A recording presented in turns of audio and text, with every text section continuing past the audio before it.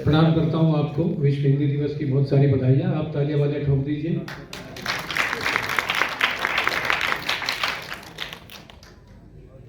मुझे पता ही नहीं था, मेरी एंट्री हुई और उन्होंने शक्ल देखी और बोले शुरू हो जाओ। बहुत देर से कवियों को आप झेल रहे होंगे, नहीं आए तो फिर आप सही समय पे हैं और मैं भी सही समय पे हूं। मैं वैसे भी हास्य का आदमी हूं, हंसाता हूं लोगों को। टेंशन देने वाले तो वैसी दुनिया में बहुत सारे लोग हैं, आप बिल्कुल टेंशन मत लीजिए। टेंशन लोग बिना मतलब लेते हैं। मैं एक दोस्त के घर पे गया, बड़ी टेंशन में बैठा हुआ था। मैंने किस बात की टेंशन?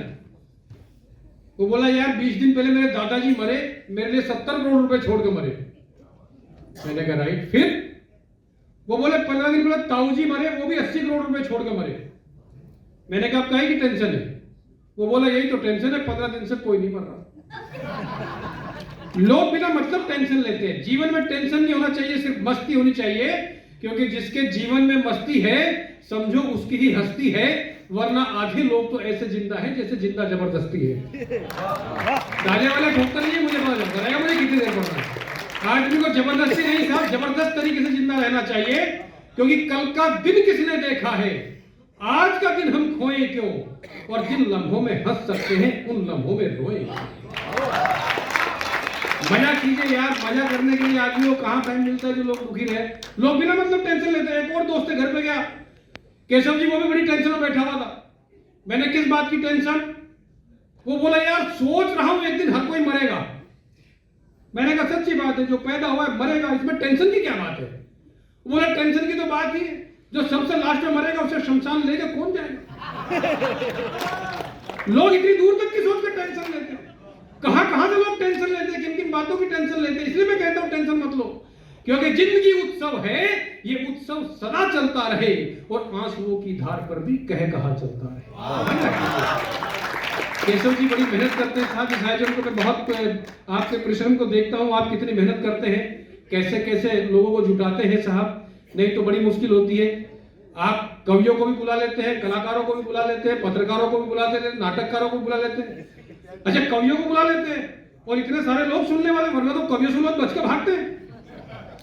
यकीन मानिए, मैं फ्लाइट में आ रहा था, मेरे बराबर में एक शरीफ बुजुर्ग आदमी बैठे हुए थे। मैंने टाइम पास करने के लिए पूछ लिया। मैंने कहा अंकल मेरा नाम मुकेश गौतम है, मैं कवि हूं, आपका परिचय? वो बोले वैसे तो मेरा नाम हसमुख लाल है, लेकिन मैं बहरा हूं। अच्छा, पहले किसी शहर में एक आध कवि होता था, उस कवि के नाम से शहर की पहचान होती थी। मुझे बता देना, उस कवि के नाम से शहर की पहचान होती थी। आप सब लोग पढ़े लिखे लोग हैं साहब, काका हाथरसी, सिकर मुरादाबादी, शाहिर लुधियानवी, कवियों शायरों के नाम से शहरों की पहचान हुई। हम उस संस्कृति और संस्कारों के लोग हैं साहब। बाद में एक शहर में 10-10 कवि होने लगे। यहां तक लोगों ने झेला, एक एक गली में 8-10 कवि होने लगे। यहां आके मामला बिगड़ा। लेकिन अगर एक घर में एक से ज्यादा कवि हो, उस घर का भगवान ही मालिक। और आप तक बात पहुंच जाएगी तो आपकी तालियों के रूप में मुझे बताना कि मेरी बात आप तक पहुंची है कि एक कवि और कवित्री ने आपस में शादी रचाई। रचा सकते हैं? कवि आज के दौर में भी इतना ईमानदार है, कम से कम कवित्री के साथ कर रहा है। वरना मेरी युवा पीढ़ी बैठी है आजकल, पता ही नहीं कि कौन किसके साथ कर रहा है, और कर भी रहा है कि बिना करे ही रह रहा है। कई का तो 15-17 साल के बाद पता चलता है कि ये वो थे, हम इनको वो समझ रहे थे। कि एक कवि और कवित्री ने आपस में शादी रचाई और सुहाग रात में घूंघट उठाते ही दूल्हे ने दुल्हन को 6 गजल सुनाई। सुहाग रात में घूंघट उठाते ही दूल्हे ने दुल्हन को 6 गजल सुनाई। फिर दुल्हन ने 5 गीत, 4 रुबाई, फिर दूल्हे ने 6 गीत सुनाए। फिर दुल्हन ने अपने पुराने गीत गुनगुनाए। दोनों का कवि सम्मेलन रात भर चला। दोनों ने एक दूसरे को खूब दाद दी और दोनों को सुबह याद आया कि आज तो सुहागरात थी। जब कवियों को सुनने वाला मिल जाए समझो भगवान मिल गए, जैसे कि मुझे आज आप मिल गए। और मैं तो वैसे भी बड़े कॉन्फिडेंस वाला कवि हूं। श्रोता बैठा हुआ था, मैंने 2.5 घंटे सुनाई, 2.5 घंटे लगातार मैंने उससे कहा सर मुझे लगता है आप मेरी कविताओं के बहुत बड़े फैन हैं। वो बोले मैं फैन कुछ नहीं, मैं तो माइक वाला हूं। तू बंद करे तो मैं लेकर चलूं। मैं इतना कॉन्फिडेंस वाला हूं साहब, यकीन मानिए। अच्छा, टेलीविजन पे कुछ प्रोग्रामों में आपने बड़ी मोहब्बत दी मुझे, तो आजकल मैं थोड़ा सीनियर हो गया हूं, तो मेरा कवि सम्मेलन में नंबर बड़ा लेट आने लगा। कैसे जी एक कवि सम्मेलन में तो उदय मेरा नंबर सुबह 4:30 बजे आया, सामने एक ही श्रोता बैठा हुआ था। लेकिन मैं कॉन्फिडेंस वाला कवि, मैंने अपना कॉन्फिडेंस नहीं खोया। मैंने कहा एक को भी सुना दूंगा।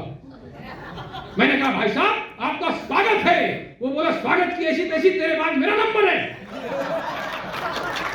ताली वाली ठोकते रहिए, मुझे पता चलेगा बढ़िया लोग हैं, बड़े मन से सुन।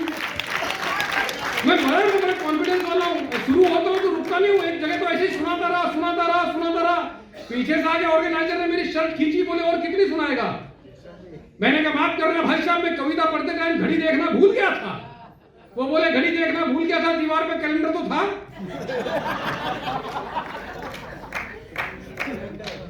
तो मैं इतने कॉन्फिडेंस वाला हूं, मैं जानता हूं आप सब आज एक पवित्र दिन हम लोग इकट्ठा हुए हैं। मुझे इशारा कर देना कब बंद करना है।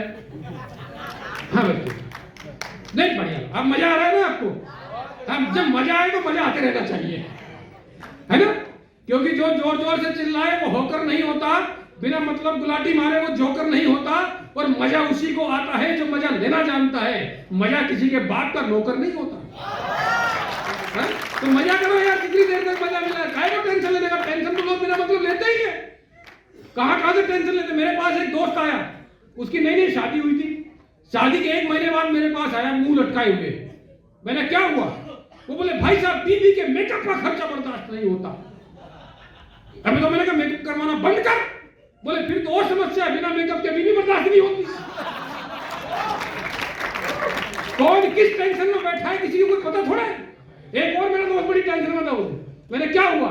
बोले भाई साहब 1 लीटर पेट्रोल और 1 बियर की बोतल।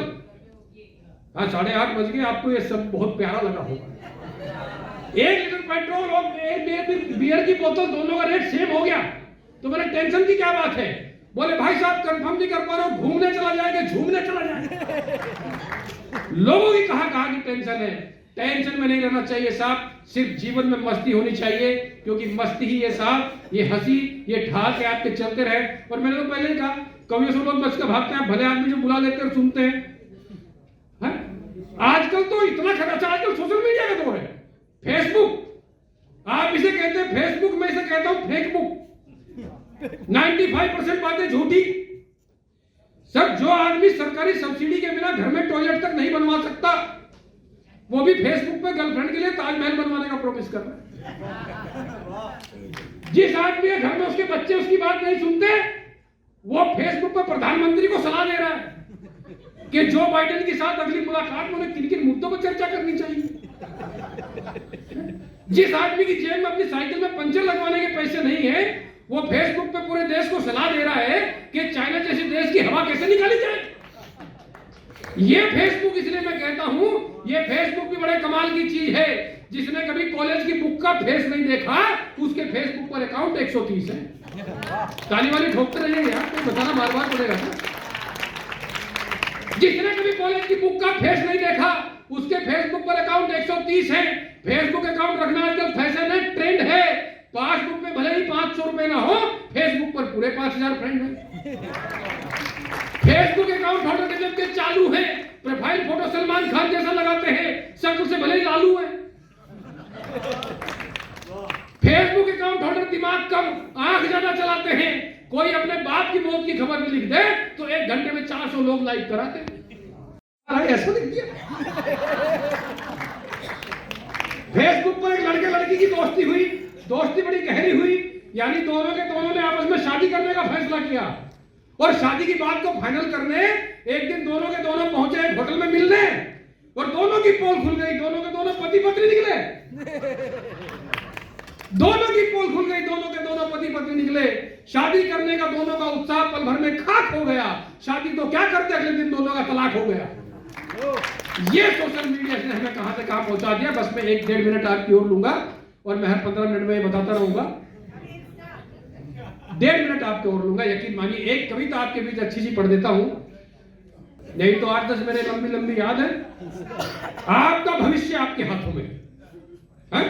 एक कविता पढ़ रहा हूं साहब, बदलाव का दौर है, छोटी सी कविता 1 मिनट की, आपने अगर तालियां बजाई तो वो 1 मिनट में समाप्त हो जाएगी, नहीं तो बढ़ती रहेगी।